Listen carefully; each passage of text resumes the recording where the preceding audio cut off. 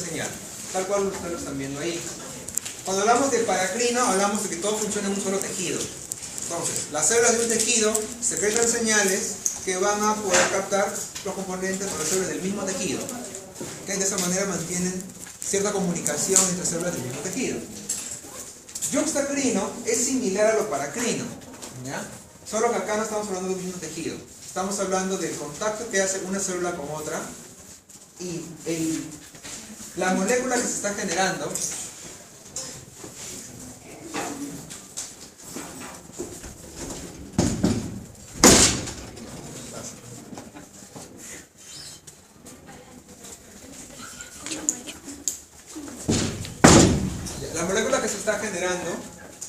vamos a ponerle nombre. ¿Cómo se le llama a este tipo de moléculas que tienen un receptor? Ligandos, ¿verdad? Ligando, y todo ligando tiene un receptor.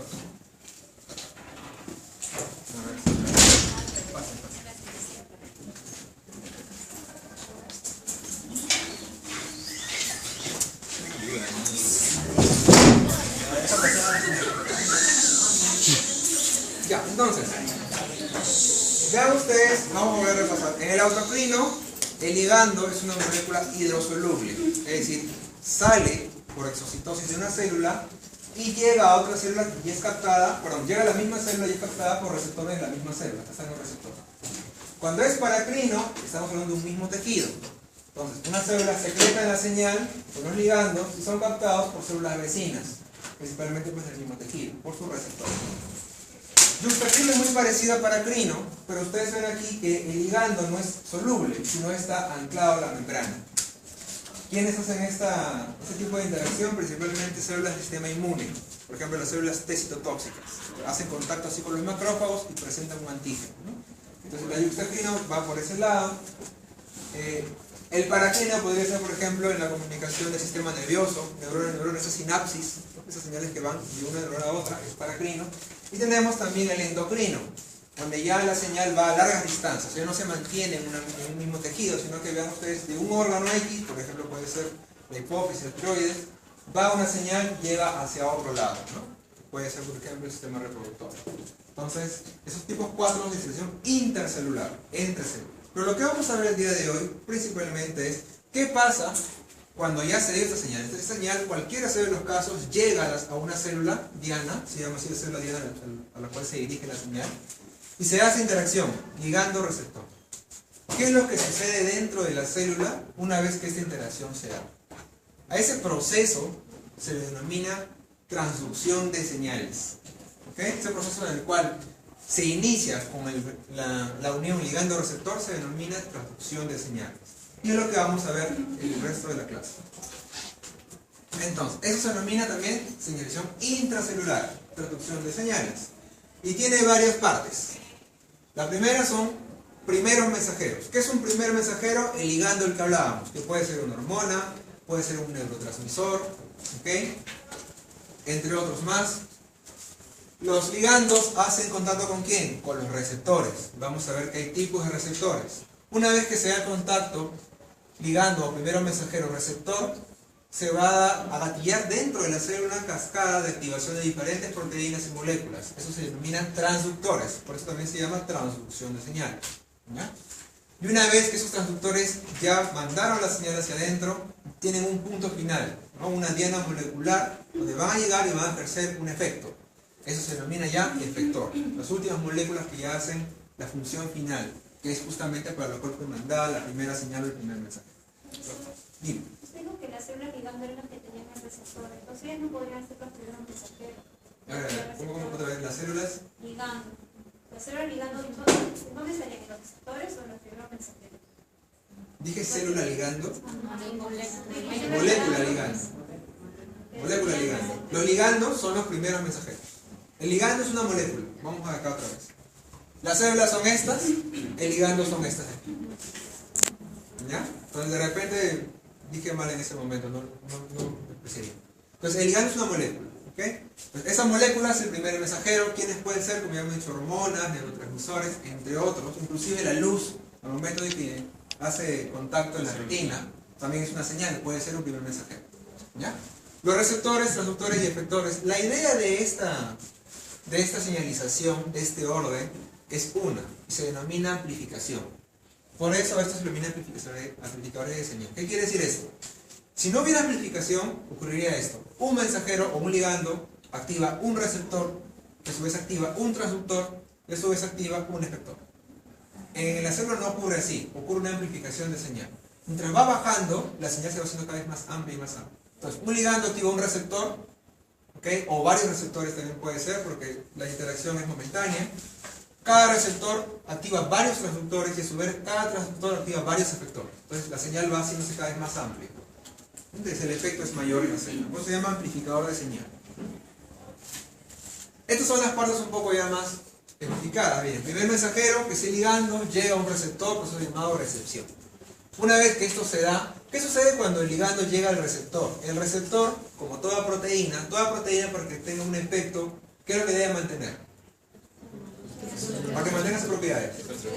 Su estructura, exactamente. Entonces, el receptor cuando no está con ligando tiene una estructura A, y una vez que hace el link con el ligando, cambia de estructura. Ese cambio de estructura va a iniciar toda esta cascada de señalización que se denomina transducción. ¿Okay?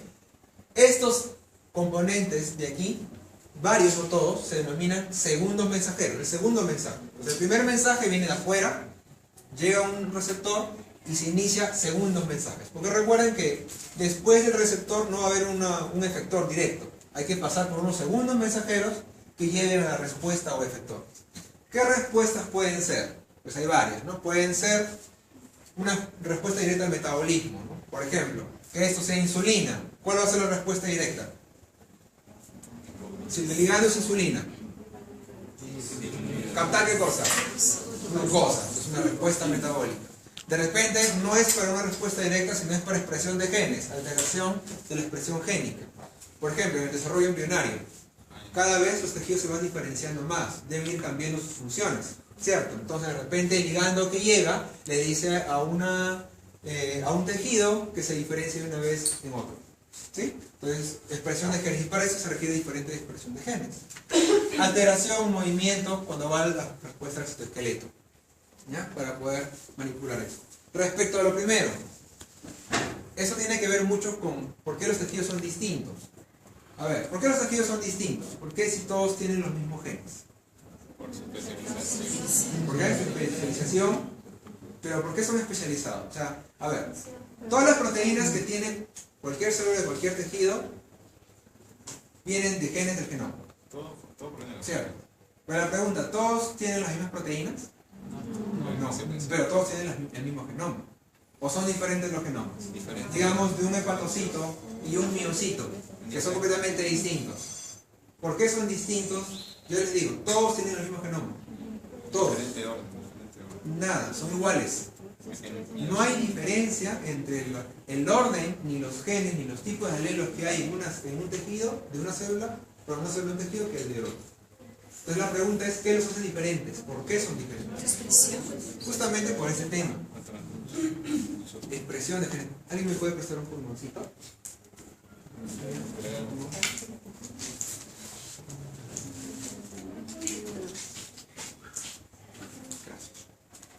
Entonces, la situación va más o menos aquí. Tejido A, tejido B.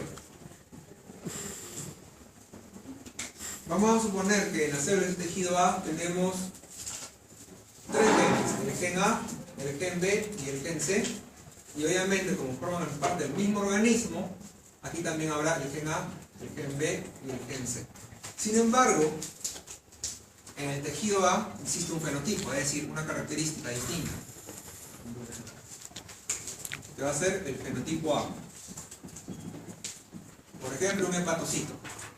Imagínense un hepatocito. Y en el tejido B, un fenotipo B. Por ejemplo, un miocito, una neurona, etc. Sin embargo, lo que estamos viendo aquí es que el contenido genético es igual. La diferencia está en que en este tejido A solamente se están formando las proteínas A y las proteínas C. Y tal vez en el tejido B se están expresando la proteína B y la proteína C. Entonces, el fenotipo es distinto porque los genes que están activos en cada uno de los tejidos es distinto. Sin embargo, los genes son los mismos. Entonces, cuando hablamos de que se están expresando diferentes genes o diferentes proteínas, hablamos de esto de aquí, de expresión génica. ¿Ya? Entonces, ¿qué hace diferente a cada tejido si son prácticamente iguales? La expresión génica. Algunos genes van a ser expresados en un tejido distinto que en el otro. Y esto también es manipulado por los mensajeros. ¿Ya? Esto también es manipulado por los mensajeros. Entonces, primero mensajeros hay varios tipos, ya les decía yo, los neurotransmisores, hormonas, factores de crecimiento que también pueden ser hormonas, y en el caso del sistema inmunológico, unas proteínas llamadas citoquinas que van a modular la respuesta ante un agente infeccioso. Entonces, varios tipos. Tenemos ligando hidrosoluble y ligando liposoluble. Un ligando hidrosoluble es aquel, como dice su nombre, que puede estar tranquilamente fuera, ¿ok? Y como es hidrosoluble no puede atravesar la membrana, ¿cierto? Porque esta membrana es hidrofóbica. Entonces requiere de un receptor externo, un receptor de membrana, con el cual haga contacto y la señal vaya hacia adentro. En cambio, hay algunos ligandos liposolubles, que pueden ser hormonas esteroideas, por ejemplo. Las hormonas esteroideas tienen cierta hidrofobicidad. Entonces, cuando llegan a la membrana no necesitan de un receptor, pasan directamente por la membrana, si son pequeñas. ¿Okay? Al pasar por la membrana, tiene receptores sí, pero sus receptores son intracelulares. O sea, tiene receptores que no están anclados a membrana, sino que están dentro, que pueden estar en el citoplasma o pueden estar en el núcleo. Ahora, los ligandos liposolubles también pueden tener receptores en membrana, pueden tener los tres casos. En cambio, los hidrosolubles solamente en la membrana citoplasmática. ¿Ya? Entonces son tipos de mensajeros y vamos aquí al mensaje. Primero el mensajero es un ligando, luego viene el receptor, luego vienen los segundos mensajeros. En realidad, el tema de segundos mensajeros no se aplica a todas las vías de señalización. Y por eso lo estoy poniendo aquí en dos formas. Una vez que se da cualquiera de los casos, miren ustedes, el contacto ligando-receptor, se va a gatillar una gran cantidad de activación de los enzimas. ¿Qué es un segundo mensajero? Primer punto, un segundo mensajero no es una proteína. ¿Okay? No es una proteína, es una molécula, es un químico, el cual la vamos a identificar ahora. No es una proteína, es una molécula, por eso acá está en rosado. Pero ¿cuál es la característica? Esta molécula va a activar proteínas. O también las puede inhibir, pero generalmente las activa. ¿Ya? Entonces, este segundo mensajero activa otras proteínas, principalmente quinasas y fosfatasas. Estas son claves en la traducción de señales. ¿Qué es una quinasa? Una molécula una proteína que hace ¿qué? Fosforila. Entonces, cualquier quinasa lo que te va a hacer es agregar un grupo fosfato a su molécula blanca, a su proteína blanca. Eso es lo que hace. Y una fosfatasa hace el efecto contrario. Donde hay fosfato, lo va a quitar. ¿Sí? A ver. Entonces, debe haber en la traducción de señales un equilibrio entre ellas dos. ¿Okay? Va a haber un momento en que las células tienen que activar esta vía. Entonces van a activar más las sinasas. ¿Para qué? Para que la señal entre a la célula y se dé el efecto. Si esa célula ya quiere que se detenga ese efecto, van a parar las sinasas y van a entrar aquí en cosa, las fosfatasas. ¿Para qué? Para quitar la fosforilación y que se inactive todo el resto. Entonces vean ustedes acá, segundo mensajero puede ser una forma de transducción de señales. La otra forma es que no haya segundo mensajero, sino que directamente el receptor se fosforila, vean ustedes aquí, y activa enzimas.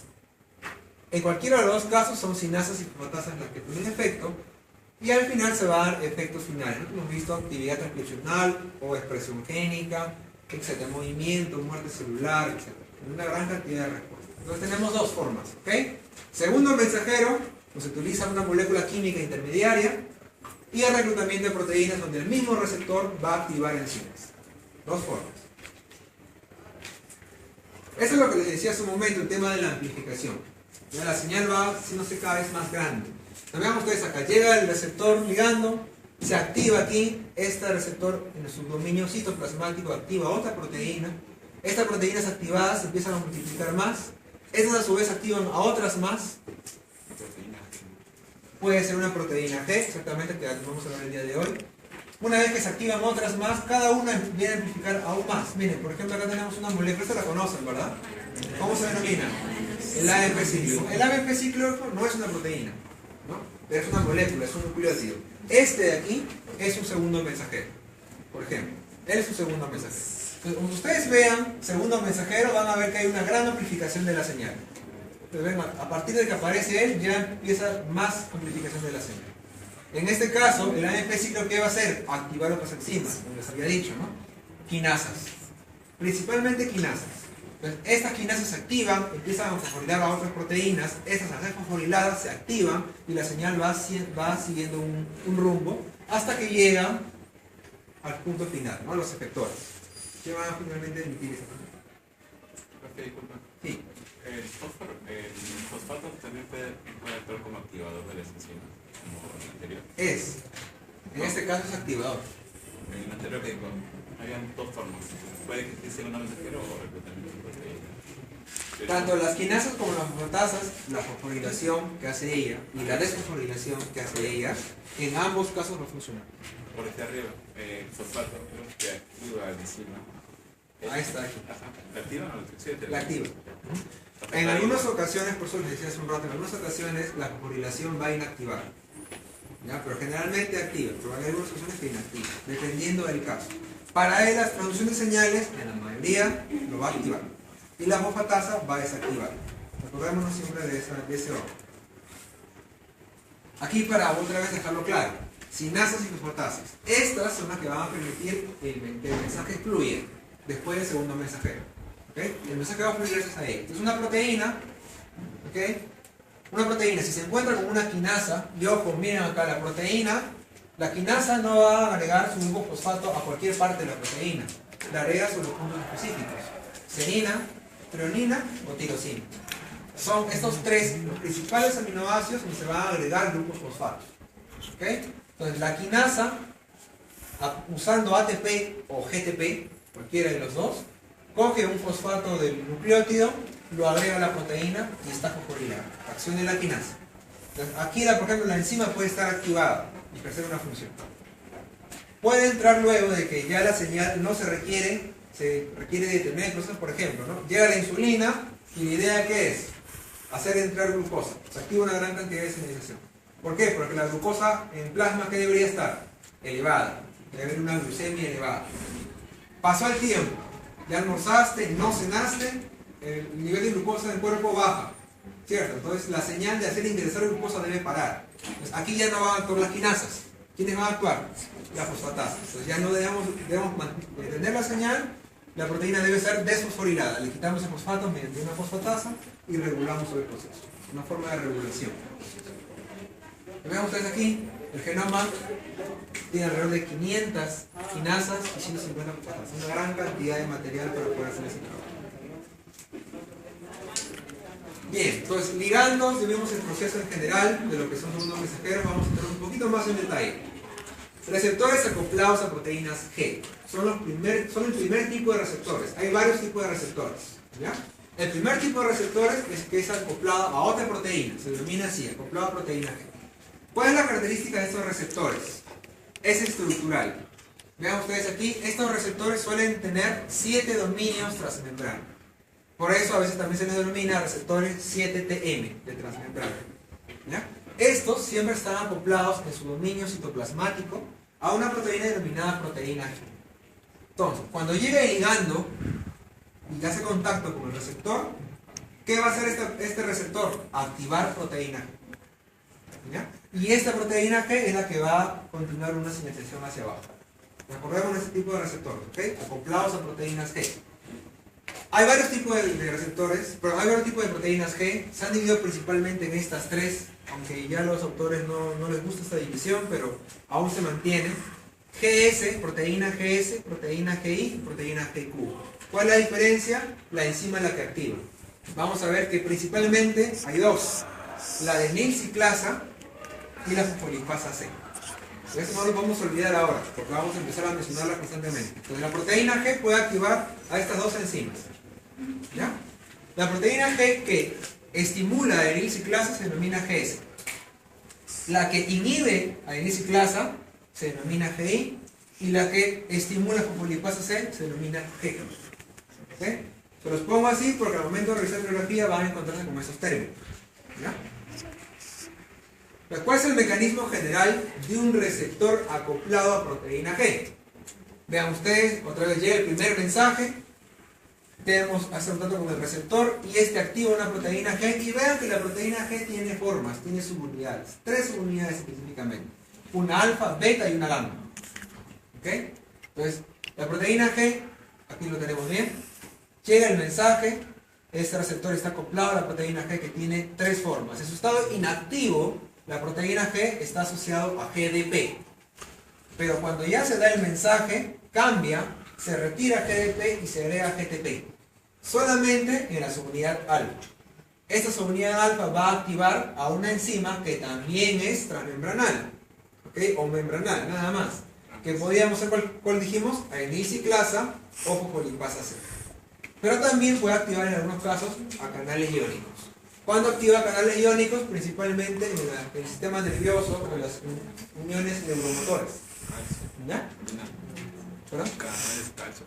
Canales de sodio principalmente, sodio y potasio. ¿Ya? Nos va a activar eso. Pues tenemos este proceso como primera parte de la señalización. ¿Ok? Proteína G con su subunidad alfa requiere GTP para activarse y activa enzimas. ¿Qué enzimas? Adenilciclasa o fosfolipasa C. Bien. Entonces habíamos dicho que la proteína G puede actuar sobre 2 formas. Sobre enzimas, fosfolipasa C o adenilciclasa, o puede también actuar sobre canales iónicos. ¿Ok? Las últimas principalmente en el sistema nervioso. Entonces, vean ustedes aquí, acá un poco más detallado respecto a esta vía. Primero, adenilatociclasa o adenilciclasa. Vean ustedes, llega el mensaje, activa la proteína G que tiene GDP, una vez activada pasa a unir GTP a la subunidad alfa. Esta se une a la enzima, la primera que mencionamos, la adenilatociclasa o adenilciclasa, y esta es un efector del mensaje. Entonces se va a activar y ella va a encargarse de qué cosa? De generar un segundo mensajero, ¿ya? Que es el AMP cíclico. Entonces, proteínas acopladas a proteínas G, receptores acoplados a proteínas G, generan segundos mensajeros. ¿Ya? El primer mensajero es el AMP cíclico. ¿Por qué? Porque esta adenilatociclasa justamente va a agarrar al AMP y le va a agregar un enlace covalente químico. Este rojito que ven ustedes acá es un enlace covalente. Entonces genera acá un anillo. O se denomina AMP cíclico. ¿Ya? Y eso, ¿quién lo va a hacer? Lo va a hacer el adenilatociclasa. Activar la proteína. Una vez activada o conseguido la síntesis del AMP cíclico, que es el segundo mensajero, ¿en quién tiene su efecto? En quinasas. ¿Okay? Pues va a actuar quinasas, hay quinasas específicas para esta vía, la proteína quinasa A, que está inactiva, pero si se acopla a AMP cíclico, va a estar activa. Y esta, como buena quinasa, empieza a fosforilar y a activar a otras enzimas de la vía. Finalmente se da una respuesta metabólica. Entonces, mediante adenilatociclasa, vamos a conseguir AMP cíclico como segundo mensajero. Esa es la primera enzima. ¿Cuál es la segunda? Fosfolipasa C. Pues, la fosfolipasa C funciona de la siguiente forma. Viene el ligando, por ejemplo una hormona, llega al receptor que está acoplado a proteína G y la proteína G va a activar la fosfolipasa C. Aquí está. La fosfolipasa C va a generar 2 mensajes. Uno es esta molécula de acá, que se denomina inositol 3-fosfato o IP3. ¿Ya? Inositol 3-fosfato. ¿De dónde viene el inositol? Este de acá formaba parte antes de los fosfolípidos de membrana. Entonces, ¿de dónde saca esta señal? De la membrana. De la membrana sale este mensaje. Y este también es un segundo mensajero. El IP3 entonces es un segundo mensajero. Pero además no solamente genera inositol 3-fosfato, sino lo que resta del fosfolípido que quedó acá, porque recordemos que lo ha partido, se denomina diacilglicerol. Este DG que va a continuar en la membrana también es un segundo mensajero. Entonces, mediante la vía de fosfolipasa C, vamos a conseguir 2 segundos mensajeros: inositol 3-fosfato y diacilglicerol. ¿Ok? Y tienen diferentes funciones. Miren, la primera tal vez es la más importante para la contracción muscular. El inositol 3-fosfato es una señalización para que se libere calcio del retículo endoplasmático. Entonces se libera calcio y permite la contracción. Pero si hablamos de contracción muscular, el segundo mensajero en el que tenemos que pensar es el IP3. ¿Ya? Por otro lado tenemos que el diacilglicerol va a activar otras enzimas, principalmente otra quinasa. El anterior era la proteína quinasa A. Esa es la proteína quinasa C. que tiene otros efectos en la respuesta celular. Y además de eso, el calcio liberado debido al inositol trifosfato también se considera un segundo mensajero. ¿Por qué? Porque el calcio es un cofactor de muchas enzimas. Entonces no solamente va a servir para contracción muscular, sino para activar otras enzimas más. Entonces, mediante fosfolipasa C, vamos a conseguir 3 segundos mensajeros: inositol trifosfato, diacilglicerol y calcio. Mediante esta vía.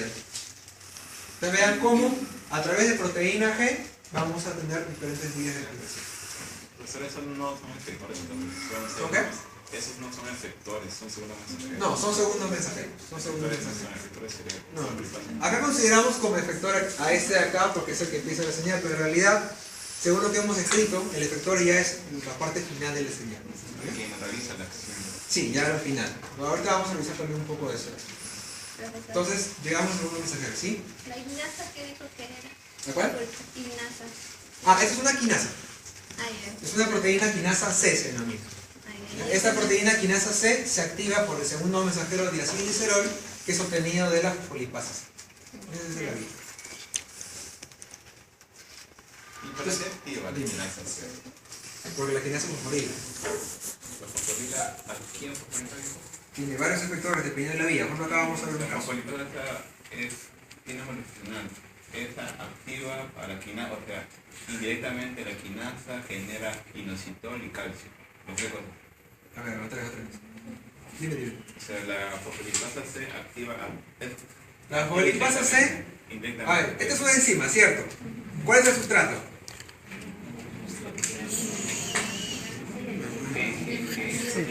La membrana. A ver, vamos de retroceso. Receptor activado por ligando. ¿Ya? Este receptor, ¿a quién activa?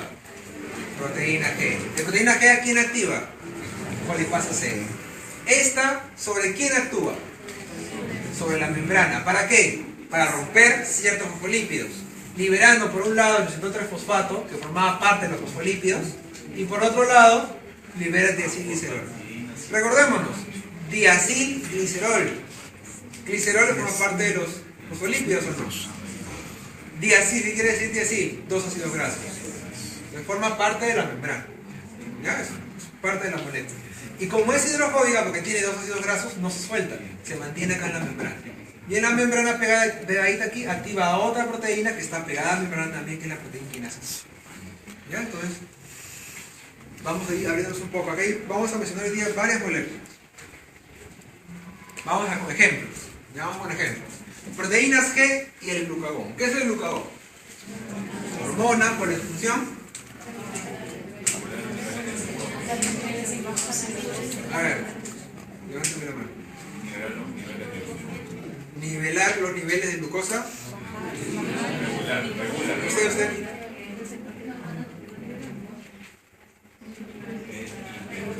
Para favorecer la liberación de glucosa de las células. Vean, mediante glucólisis, por ejemplo. No, glucogenólisis, perdón. Glucogenólisis. Listo, entonces ¿qué tenemos aquí?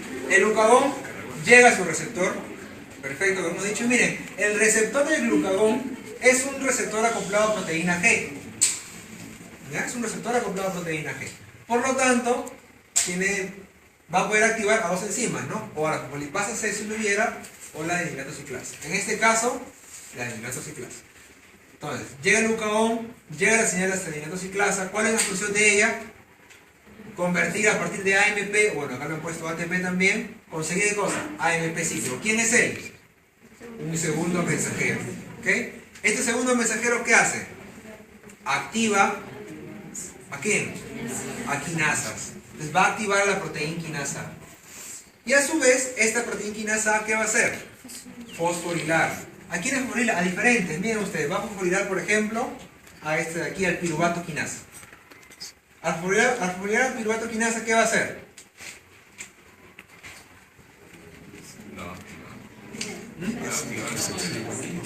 ¿La va a activar o la va a inhibir?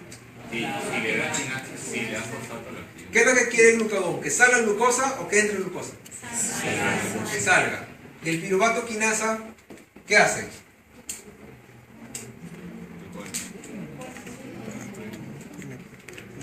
Favorece la degradación o formación de glucosa. Entonces la tiene que inhibir o la tiene que activar. La tiene que inhibir, ¿no? Entonces, acá en este caso la fosforilación de ella la va a inhibir. Como les decía, puede ser en ambos casos. ¿Qué más? También, miren, el glucógeno sintasa. El glucógeno sintasa, ¿qué va a hacer? Es el último paso de la glucogenogénesis, ¿cierto? Entonces la va a inhibir. Y también va a fosforilar la glucógeno fosforilasa. ¿A ella la va a inhibir o la va a activar? La va a activar. ¿Por qué? ¿Cuál es la función de ella? Fosforilar a esta de acá para obtener glucosa. O sea, favorecer la glucogenólisis. Entonces vean cómo la proteína quinasa A tiene varios blancos para poder fosforilar y de esa manera favorecer en todos los casos liberación de glucosa. ¿Ya? A partir del glucagón, como primer ejemplo. Tenemos adrenalina, proteína G y en adipocitos. ¿Ya? Entonces la adrenalina tiene varios receptores. Okay, tiene receptores beta adrenérgicos, alfa 1 adrenérgicos, alfa 2 adrenérgicos, no lo vamos a tocar hoy día. Ahora tenemos un beta adrenérgico. ¿Ya? Entonces tenemos adrenalina y su receptor adrenérgico está también asociado a una proteína G. Esta proteína G va a activar también la D-ciclasa que va a conseguir a partir de ATP una MP cíclica. Él como buen segundo mensajero va a activar una proteína quinasa A, ven que se mantiene estadito de la señal, y esta va a empezar a fosforilar a otras enzimas. ¿Son las mismas enzimas fosforiladas que en el caso anterior? Por ejemplo, hasta aquí todo es igual, ¿cierto? Y aquí ya se hace distinto. Igual, entonces, a partir de la proteína quinasa A, lo que sigue en adelante es parte o es característico de cada tejido o de cada célula. ¿Ya? Entonces vean ustedes acá, en el caso de un adipocito, ellos no tienen pues glucógeno fosforilasa, piruvato quinasa, ¿no? O si lo tienen, tienen baja concentración. Ellos tienen principalmente ¿qué cosa? Lipasas. Porque lo que ellos quieren es procesar lípidos, ¿no? Porque son adipocitos. Entonces, lo que va a hacer es esta proteína quinasa A fosforilar lipasas. ¿Y estas lipasas qué hacen? ¿Cuál es la función de las lipasas? Degradación de lípidos, obtener energía a partir de lípidos. Vean ustedes entonces, estos triacilgliceroles o triglicéridos que están acumulados en los adipocitos, una vez que se activa la lipasa, empiezan a liberar ácidos grasos. Como tiene 3, lo hacen 3 partes, ¿verdad? Primero, rompemos aquí, se obtiene diacilglicerol, en este caso, ácido graso. Luego se rompe el diacilglicerol, ¿por qué? Porque es diacil, tiene 2 ácidos grasos todavía. Lo rompemos y tenemos monoacilglicerol y otro ácido graso más. Finalmente se la rompemos y tenemos glicerol con ácido graso. Y listo, ahí está el ácido graso y el glicerol y los 3 ácidos grasos del triglicérido, ¿no? ¿Para qué sirve el ácido graso? ¿Por qué hace esto el adipocito? Recuerden que la segunda fuente de energía luego de la glucosa son los ácidos grasos. Entonces a partir del ácido graso se puede, mediante un proceso denominado beta oxidación, ¿okay? Se va a obtener ATPs, etcétera, energía. ¿Sí? Entonces la liberación de ácido graso se puede dar si en caso, por ejemplo, de inanición. Acción de la toxina del cólera. Pues vean ustedes en este caso, la toxina del cólera tiene similitud con ciertos ligandos de nuestro organismo. ¿Qué hace la toxina del cólera? Tiene un receptor, por lo tanto, en nuestras células, que también está ligado a proteína G, por lo tanto, aumenta la actividad de la dimetociclasa. ¿Qué hace que se aumente qué cosa? El AMP cíclico. Y en este caso, en el caso de la enfermedad del intestino, va a favorecer qué cosa? La liberación, ingreso, cambios en los electrolitos, diarreas. Entonces, ese tipo de cosas también están ligadas a proteínas G. Dime. El AMP cíclico tiene que ver algo con el colesterol bueno y malo. ¿Con cuál? El colesterol bueno y malo, creo que es. El colesterol bueno y malo, HL y LDL, ¿okay? O VLDL, hay varios, tienen también un receptor. Este receptor también va a generar segundo mensajero. Pero después de que hemos leído, le van a decir muy bueno. Si desean, les puedo dar una lectura que tengo justamente de las señales debido a colesterol. Agregarlo ahí. Voy a buscar el Lorenzo, ¿ya? Entonces, veamos acá, proteínas que hay ahora y la adrenalina, pero en otra célula. Vimos primero en el tejido adiposo, ¿cierto? ¿Que para qué servía ahí? Para liberar ácidos grasos. Ahora tenemos en el caso de combustible para lucha o vuelo. Bueno, en el caso de animales. La idea es reaccionar rápido. Pues vean ustedes aquí, la adrenalina llega a su receptor y ya no va a actuar sobre un amilociclasa. Entonces, para esta reacción rápida va a actuar sobre la fosfolipasa C. Como la reacción es rápida, ¿cuál es la ventaja de utilizar fosfolipasa C respecto a de usar la hidroxiclasa? Se generan más segundos mensajeros, 3. ¿No? Y la liberación, por ejemplo, en el caso del calcio, es enorme. Entonces activa una gran cantidad de señales que permiten una reacción rápida. Entonces, fosfolipasa C se activa gracias a la proteína G. Esta fosfolipasa C va a actuar sobre la membrana también. Se libera inositol 3-fosfato del glicerol. Este inositol 3-fosfato es el responsable de liberación del calcio del retículo. Se aumenta el calcio y empiezan a favorecerse varios procesos. ¿Okay? ¿Para qué? Para finalmente obtener más glucosa. ¿Sí? Entonces, es un tipo de vía. Se le está bajando la batería aquí. Ahora tenemos un ejemplo más. ¿Okay? Eso respecto a la acción de la acetilcolina en el sistema nervioso. Lo mismo, asociado a proteína, a fosfolipasa C, que genera una inositol trifosfato por un lado, diacilglicerol por el otro. El diacilglicerol favorece la activación de una proteína quinasa C. El inositol favorece la liberación de calcio y finalmente el calcio va a activar otras quinasas más y la señal va a continuar. ¿Sí? Vean ustedes que esta señal está bastante distribuida en distintos. Y esto es lo que les decía respecto a que el primer mensajero podría ser no solamente una molécula, sino una señal lumínica. Les vamos a hablar de la proteína G que está en la retina denominada transducina. Cuando hablamos de transducina es una proteína G, pero que está aquí, a este nivel, actúa a nivel de la captación de la luz. Entonces, vean ustedes, aquí tenemos la anatomía del globo ocular, la luz cristalina, en la parte de atrás tenemos la retina. Entonces, esta membrana que tenemos acá, si la ampliamos, vamos a ver así, una parte en contacto con el nervio óptico, y abajo tenemos los fotorreceptores, ¿okay? Que pueden en su base tener conos o bastones. Nosotros ampliamos aquí, por ejemplo, un bastón, vamos a encontrar lo siguiente. Esta de acá, por si acaso, es la membrana membrana citoplasmática, ¿okay? Y todo lo que está aquí adentro es parte de la célula interna, es intracelular. Vean ustedes que este tipo de células tiene dentro membranas, proyecciones membranosas dentro de la propia célula. Y estas proyecciones membranosas tienen intermembrana una proteína llamada rodopsina. Ustedes la conocen, ¿no? Esta rodopsina, por si acaso, no es un receptor externo, ¿okay? Sino está dentro de la célula, una parte de invaginaciones membranosas dentro. Entonces acá tenemos la rodopsina inmersa en esta membrana que acabamos de decir que no es la membrana citoplasmática, sino es una membrana interna, ¿okay? De estas invaginaciones. Y la idea es la siguiente. Otra vez, acá tenemos la célula, la membrana externa, dentro hay invaginaciones, ¿okay? Discos membranosos. Estos discos membranosos tienen la rodopsina ahí, ¿okay? Y en este caso, la rodopsina va a tener contacto con la luz. Al tener contacto con la luz va a cambiar su conformación, su forma, y va a activar una proteína G. En este caso, en particular, la proteína G se denomina transducina. ¿Ya? Esta proteína G se denomina transducina. Esta transducina, tal y cual hemos visto en los casos de todas las proteínas G, activa su unidad alfa, que une GTP, y va a activar a una enzima que no es ninguna de las que habíamos estado viendo. ¿Okay? En este caso, es una CGMP fosfodiesterasa. A ver, la adenilato ciclasa también es una fosfodiesterasa, pero ¿sobre quién actúa?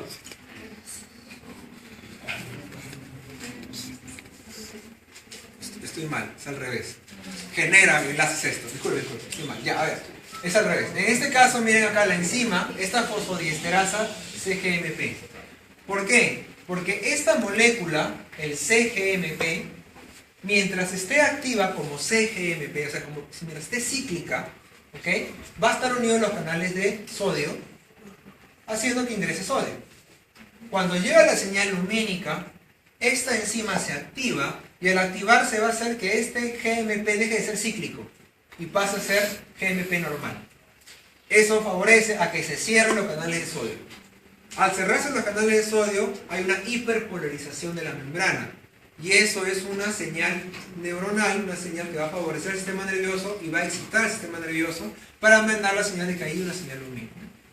¿Ya? Entonces, ¿cómo la señal lumínica llega al sistema nervioso a partir de estas células? Debido a la rodopsina, la transducina que activa a una fosfodiesterasa que lo que va a hacer es eliminar GMP cíclico para pasar a GMP solo.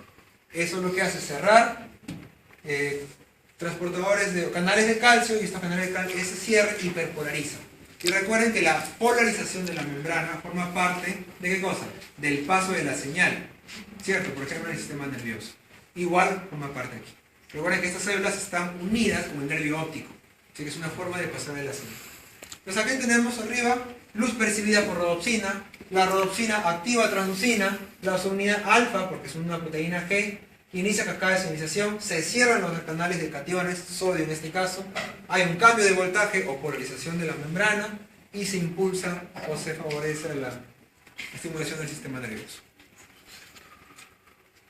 Entonces, enzimas activadas por proteína G, vimos estas dos, adenina ciclasa y fosfolipasa C, que son las más distribuidas. La adenina ciclasa, ¿sobre qué actúa? Sobre ATP o AMP para generar AMP cíclico. En el caso de fosfolipasa C, actúa sobre la membrana. Esto acá es un fosfolípido de membrana. ¿Okay? ¿Para generar qué cosa? Inositol-3-fosfato y diacilglicerol. Ahí falta calcio. En este caso, no lo han puesto en esta tabla, ¿por qué? Porque el producto directo de esta enzima son estas dos, ¿no? Luego, cuando ella actúa, se genera calcio, pero ya no es producto directo de la enzima, ¿no?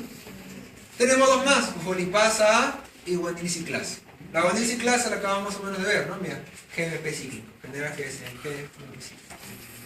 Entonces son parte de las enzimas que se pueden activar. Vamos a quedarnos con estas dos para manejar el tema, ¿no? Con las dos que ya hemos hablado, con las dos primeras. Quinasas activadas por segundos mensajeros. Vimos que la AMP cíclico puede activar proteína quinasa A. También lo puede hacer el calcio. Proteína quinasa C, diacilglicerol. ¿Se acuerdan? Y el fosfatidina y 3-fosfato, proteína quinasas B. Entonces, tenemos ahí la correlación. Y algunas funciones ahí que podemos ver, ¿no? Esto lo repasan con tranquilidad. Y habíamos dicho que la proteína G puede activar enzimas o canales iónicos. Vimos ya las enzimas. Hay dos. Ahora vamos a ver canales iónicos. Pues vean ustedes que es de la siguiente forma. Llega el ligando del receptor, ¿ok? Este receptor activa su proteína G y la proteína G se asocia inmediatamente con un canal. Este canal se va a aperturar permitiendo el paso de cationes, de iones en general. Entonces, y obviamente eso ¿qué va a hacer? Polarizar ¿qué cosa? La membrana. Por lo tanto, eso va a formar parte del sistema nervioso o de las uniones neuromusculares para poder activar ahí. ¿Sí? Entonces, estas son un poquito las diferentes formas de activar un canal. Una directa, en la cual no se requiere de receptor ligando, sino miren ustedes aquí. Una forma es esta, ¿no? Que no es asociada a proteína G, por si acaso eso es una cosa aparte. Viene ligando, se une directamente al canal, y al unirse al canal, el canal se abre. ¿Ok? Entonces, esto acá no es asociado a proteína G, pero lo estoy poniendo porque esta forma de activar es una forma rápida de activación. Es cuando que el sistema nervioso manda para una respuesta rápida, por ejemplo, quitar la mano directamente, lo va a permitir esta forma. ¿Por qué? Porque la polinización de la membrana es inmediata. En cambio, cuando es asociado a proteína G, acá la respuesta es lenta. ¿Dónde puede actuar, por ejemplo, aquí? En la activación del músculo liso, por ejemplo. No requiere una activación rápida, no requiere una respuesta rápida, requiere una respuesta que sea lenta pero sostenida en el tiempo, es decir, que la señal no disminuya. Entonces, las personas asociadas a proteína G, la respuesta es lenta pero sostenida. ¿Ya? Entonces, cuando es asociada a proteína G, llega a un receptor que no es el canal, se activa la proteína G, inmediatamente la proteína G puede activar el canal abriendo. ¿En qué se favorece esto? Que se van a generar segundos mensajeros. Estos segundos mensajeros van a activar a otras proteínas quinasas que ya hemos visto. Miren, y estas quinasas van a activar a su vez a otros canales. Entonces, la señal, ¿okay?, se amplifica y se sostiene también, porque hay más cantidad de señalizadores en ese centro. Entonces, la diferencia de la primera y la segunda es la rapidez y el tiempo que permanece la señal. Este es un resumen respecto a lo que es asociado a proteínas G, que puede ser luz, hormonas, neurotransmisores, etc. Siempre con ¿cuántos dominios neuronales? 7, ¿okay?, asociado a proteína G. Quien se une a GTP, ¿quién es? El alfa, que se va a separar para unirse a una enzima o a un canal. ¿Ya? Y de esa forma generar los mensajeros. Otro tipo son los receptores con actividad enzimática. Es decir, ese es otro tipo de receptores. Lo primero que hemos visto son receptores asociados a proteína C. Estos ya no están asociados a proteína C. Estos simplemente se une el ligando y al unirse el ligando, ellos mismos se van a fosforilar. O sea, tienen su dominio citoplasmático, tiene la capacidad de fosforilarse a sí mismo. Es decir, es un receptor que a su vez es una enzima. ¿Ya? Entonces, un tipo de receptores son los más conocidos, receptores tirosina quinasa, o RTK que se ha puesto ahí. ¿Por qué tirosina quinasa? Porque se va a fosforilar ¿dónde? Donde hay una tirosina. Pues es una quinasa, se va a autofosforilar a ella misma, donde haya tirosina. También hay los otros, serina trionina quinasa. Recuerden que esos son los 3 aminoácidos que sufrían fosforilación. Existen otros receptores que no se fosforilan en tirosina, sino en serina trionina, y otros que también pueden ser fosfatasas, de diferentes tipos. Vamos a trabajar principalmente con la primera, tirosina quinasa, que son las más distribuidas en la célula. Entonces, características: se autofosforilan, se tiene actividad enzimática, ¿okay? Acá dice el residuo de tirosina, en realidad puede ser serina trionina, acá necesito cambiarlo, por origen. Otra característica es que suelen dimerizarse, es decir, cuando están inactivos, cuando no hay señal, están así, una solita. Una vez que llegue el ligando tiene que llevar a 2 receptores. ¿Para qué? Estos receptores se unen y al unirse se activan y se empiezan a autofosforilar. Entonces tiene que haber una dimerización de estos receptores para que se activen y empiecen a ejercer su función enzimática. ¿Ya? Entonces, primer punto para ellos, tienen que dimerizarse para activarse. Ejemplos de esta vía. Y aquí viene una parte media compleja, pero a la vez muy interesante, porque a partir de acá vienen las lecturas que les he dejado a ustedes para exposición. ¿Sí? ¿Y por qué se los dejo? Porque estas vías son las que actualmente son targets terapéuticos para diferentes tipos de cáncer. ¿Okay? Ese es, por ejemplo, ¿no? Ustedes habrán escuchado de las llamadas terapias biológicas en cáncer.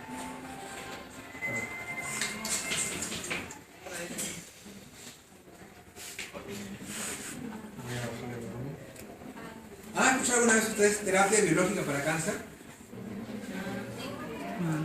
¿Saben de qué trata? ¿Qué saben de una terapia biológica de cáncer? A ver, vamos a empezar así. ¿Cuál es el tratamiento? Una persona llega con un cáncer X. ¿Cuál es el tratamiento clásico? Quimioterapia, ¿qué más? En el caso de pacientes que tienen leucemia o otro tipo de cosas asociadas a sangre, trasplante de médula. El trasplante de médula es lo mejor. En el caso de leucemia lo puede hasta curar. Pero en el caso de una radioterapia y quimioterapia, ¿cuál es el problema de estas terapias? ¿Es qué? Es nocivo, ¿por qué? Porque es inespecífico. ¿Ya? Las llamadas terapias biológicas son específicas, es decir, son dirigidas a la molécula que está fallando. Y usualmente en cáncer suelen fallar estas moléculas que están viendo ustedes. Entonces se han generado terapias que van dirigidas a ellas para corregirlas o inhibirlas. ¿Sí? Entonces vamos a dar algunos ejemplos. No necesito que ustedes vean bien. Por ejemplo, el PI3-AKT, bastante implicado en cáncer de colon, en cáncer de pulmón, etc. Son planos terapéuticos característicos. Vamos a empezar entonces. Tenemos este tipo de receptor que hemos dicho que tiene actividad enzimática propia, llega ligando y ellas, una vez que se autofosforilan, como lo vemos, esa acá ya tiene sus fósforos asociados, va a activar a otras enzimas. O sea que ellas están fosforiladas porque se han autofosforilado ellas mismas. Ustedes ven, están dimerizadas, hay 2. ¿Okay? Se une a ellas otras enzimas. En la vía PI3K-AKT, la quien se une es PI3K. K de quinasa, por lo tanto, ¿ella qué hace? Fosforila. Perfecto. Ella a su vez tiene 2 subunidades, ¿okay? P85 y P110. ¿Por qué lo menciono? Porque en un tipo de cáncer, aquí es donde se generan más mutaciones. El PI3K, una vez que se activa por el receptor tirosina quinasa, lo que va a hacer ella es fosforilar ¿a quién? A la membrana. Fosforilar a la membrana para que de fosforinositol bifosfato pase a fosfoinositol trifosfato. ¿Okay? En la misma membrana. Y este de aquí último, el PIP3, va a servir de anclaje para otras enzimas, como PDK1, finalmente AKT. La señal debe llegar aquí. Entonces, los puntos claves para esta señal son PI3K y AKT. Voy a acordarnos de eso. Entonces, PI3K, su función es llegar a fosforilar la membrana para formar PIP3 y esta a su vez va a activar a AKT indirectamente. Cuando se activa AKT, ¿ok? Es una enzima. Encima nada más. Sí, es una enzima. Esta de aquí tiene la función también de seguir activando a otras. Una principal y la tercera clave de esta vía es la proteína mTOR. La proteína mTOR es bastante conocida últimamente, ¿por qué? Porque es un factor de transcripción, que es un factor que activa varias vías, especialmente expresión de algunos genes. Vean ustedes cuáles son este es un efector. ¿Se acuerdan que hablamos de efectores? Este es un efector. Entonces, ¿qué va a producir él? Miren, por un lado puede activar el ciclo celular. Justamente por eso esta vía está implicada en cáncer. Porque si algo falla aquí, el ciclo celular se va a activar sin que nada lo regule y formar un tumor luego. ¿Ya? Previene la apoptosis, otro punto de cáncer. Porque si él falla, nadie permite que se dé apoptosis. Por lo tanto, el cerebro nunca va a morir. Cáncer otra vez. Inducción de crecimiento y transducción de proteínas. Más de la posibilidad de generar un tumor. Entonces, esta vía es muy importante en cáncer justamente porque está implicada con el crecimiento, proliferación o muerte celular programada de las células. ¿Ya? Y puntos clave les decía PI3K, AKT y mTOR, que es el efector primario. Una pregunta. Sí. ¿De qué manera es que han podido identificar cada tipo de enzima específico para cada función? ¿Cómo se puede identificar? A ver, existen varias formas para identificar. Voy a dar un ejemplo, solo un ejemplo, ¿ya? Hay un ejemplo de una metodología que se llama microarreglos. Lo voy a poner aquí, ¿sí? O microarrays, de repente han escuchado eso.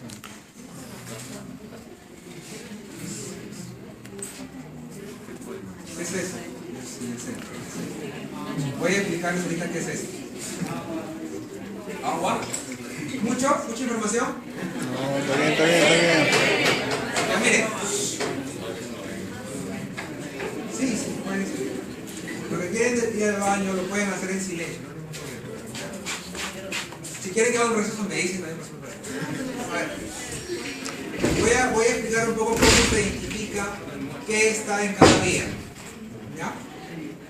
Vamos a poner aquí, por ejemplo, en el caso del cáncer, ya que es una forma, algo clásico es que la forma de identificar la función de la proteína es porque antes estaba implicada en alguna enfermedad. Es una forma clásica de identificar la función de una proteína. ¿Okay? Entonces vean ustedes, por ejemplo, el caso del cáncer. Acá tenemos un tejido normal. Y acá tenemos un tejido canceroso. Cualquier cáncer. ¿Ya? ¿Qué son estos? Son chips que se utilizan para poner muestras ahí.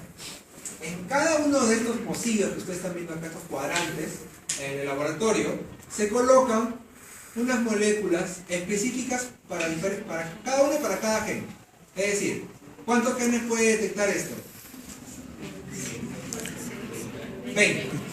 Entonces, en este chip vamos a evaluar 20 genes. ¿Okay? Vamos a ponerlo acá, todos. Entonces, ¿cuál es la gracia aquí?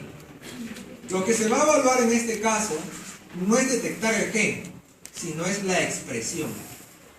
¿Qué era la expresión? Cuando un gen está activo y se genera ¿qué cosa? Transcripción y luego traducción, es decir, una proteína. ¿Ya? Esa es una expresión. Entonces, en este caso lo que se va a evaluar en un microarray no es la proteína, sino un ARN mensajero, que es el intermediario. Entonces, tenemos un tejido normal, vamos a decir hepático, en ambos casos. Y tenemos que en un tejido hepático normal, de una persona sana, quienes están activos son los que yo estoy señalando aquí. Entonces podríamos decir que estos 7 genes se expresan normalmente en un tejido hepático. Es algo parecido a lo que vamos a decir acá, ¿cierto? Patrones distintos de expresión. Cuando yo una persona con cáncer, cojo el tejido canceroso, en este caso del hígado, le hago el mismo sistema de expresión y voy a encontrar lo siguiente, que esos mismos pueden estarse expresando pero se pueden expresar otros más. ¿Cuál es la diferencia entre uno y otro aquí? Primero, este que se está expresando ya no se expresa aquí. ¿Qué más? Estos tres son genes que antes no se expresaban, y ahora están aquí. ¿Cierto? Entonces, una vez que se consigue este resultado, el estudio ahora ¿hasta dónde se dirige? ¿Hasta dónde continuar su estudio? ¿A qué quieres continuar el estudio? A estos 4. Entonces, de 20 genes que ustedes tenían, gracias a esta comparación, ahora solo le queda 4. Y esos 4 ustedes los continúan hablando por otras metodologías hasta llegar a ver inclusive su función. Es una forma de cómo se va encontrando qué responsables son de cada enfermedad y a su vez estudiar la función. Una vez que sabe, este de acá por ejemplo, se está expresando solamente en cáncer. ¿Qué le estará haciendo a la célula? Hay que ver la función, ¿no? Entonces, ¿cómo se puede hacer la función? Si queremos ver que es una quinasa, tenemos que incubarlo en un tubo de ensayo, ¿okay?, con ATP y ponerle una proteína. Y luego ver si esa proteína que hemos puesto está fosforilada. Son diferentes ensayos que se pueden utilizar, ¿no? Pero es un mundo entero. Tesis doctorales enteras, en realidad, para cada una de esas cosas. Entonces, esos de acá son productos justamente de esas tesis, de esas investigaciones. Entonces, acá les dejo el escrito de cómo es esta vía, ¿okay?, que es lo que yo acabo de mencionar. Por ensayo y error entramos seguido. Y vamos a ver cómo esta vía, por ejemplo, aparte de cáncer, puede activar en las personas. Carlos Varones, ¿quiénes hacen ejercicio constantemente? ¿Hace su rutina diaria? Siempre, ¿no? Entonces vamos a hablar un poco. Lo que el señor está, o ha evidenciado ya en sus músculos, es un evento que se denomina hipertrofia. ¿Qué es hipertrofia? Por si acaso no es algo malo. ¿Qué es la hipertrofia? La hipertrofia es justamente cuando la masa muscular aumenta. Y no solamente la masa muscular, también puede aumentar las miofibrinas, las fibras que hay. Hay diferentes tipos de hipertrofia. Por ejemplo, alguien que no va al gimnasio hace 2 años. Va al gimnasio y está 3 horas ahí. Cuando sale del gimnasio, ¿qué siente? Aparte de cansancio. A ver, señor, usted. Poderoso. Supongamos que usted no va al gimnasio hace mucho tiempo. A ver, va al gimnasio y cuando usted sale del gimnasio, ¿qué siente? Ya, y aparte que te duele, te sientes poderoso, ¿sí? ¿Por qué? A ver. ¿Por qué? Porque existe una inflamación a nivel muscular después de hacer ese ejercicio por un momento. Es decir, la masa muscular momentáneamente va a agrandarse. ¿Okay? Entonces, es una hipertrofia momentánea. El señor en ese caso estaría experimentando una hipertrofia momentánea. ¿Ya? Una momentánea transitoria. Pero si él siguiera yendo al gimnasio como lo hace su compañero de atrás, va a experimentar otro tipo de hipertrofia. La continúa cuando hay constante ejercicio.